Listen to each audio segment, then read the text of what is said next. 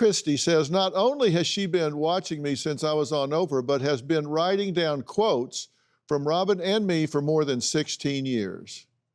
She has now turned our sayings into 60 original songs and is the subject of Above the Bamboo Room, a documentary about her quest to become Philip's personal songwriter. My dream is to be Dr. Phil's personal songwriter. I love the DrPhil show.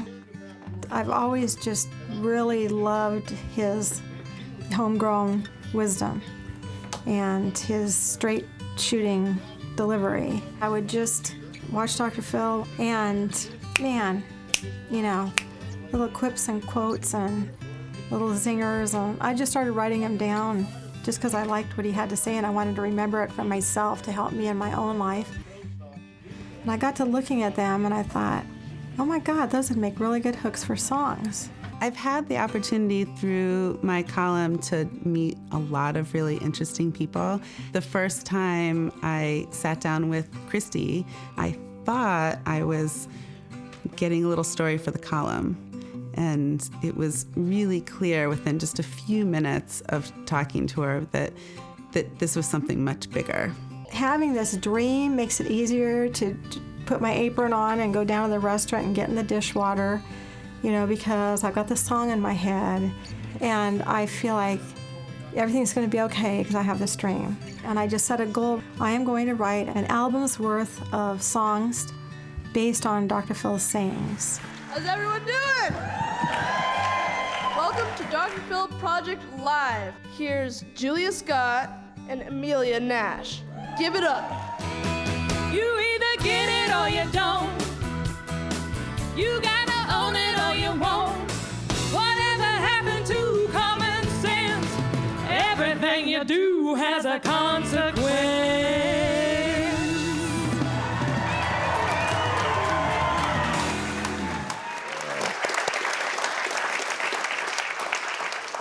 I'm so flattered. It's great to meet you. Well, it's beyond belief being here. I just can't thank you enough for all your inspiration. And you, Robin, I've listened to every single one of your podcasts. And there are just so many little gems in there. You know, here it is already and I haven't even yet. And remember to forget. And Your mother. Thank you for that. Thank you. Thank you so much. You say our stories just really hit close to home. Let's take a look. I've always felt like my purpose was to help people. And then I discovered I had this gift of writing, and I feel like my gift of writing is to be used to help people. And my life experiences are similar to his. Dr. Phil's father was a hardcore alcoholic. Robin's father was a hardcore alcoholic and gambler. My father was a hardcore alcoholic and gambler. My worst fear was my dad drinking. Even when he was sober, he'd be fine, and then other times it was just be very embarrassing. I remember the screen being cut in the window of my bedroom. Don't worry, boys, it's only me. It was my dad crawling in through the window. He'd been locked out by my mom. Telling my friend, you know, don't worry, it's just my dad. You know, it happens every night. You know, it's how we live. That's why I wrote This Family Needs a Hero. This family needs a hero. You know, instead of paying a therapist, then I write a Dr. Phil song.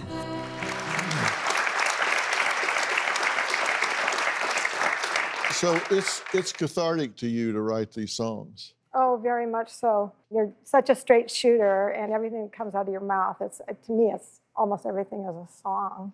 And a lot of times you actually rhyme, but I'm not sure if you know that. But I think you're a songwriter, No, to tell you the truth. I never thought of it that way.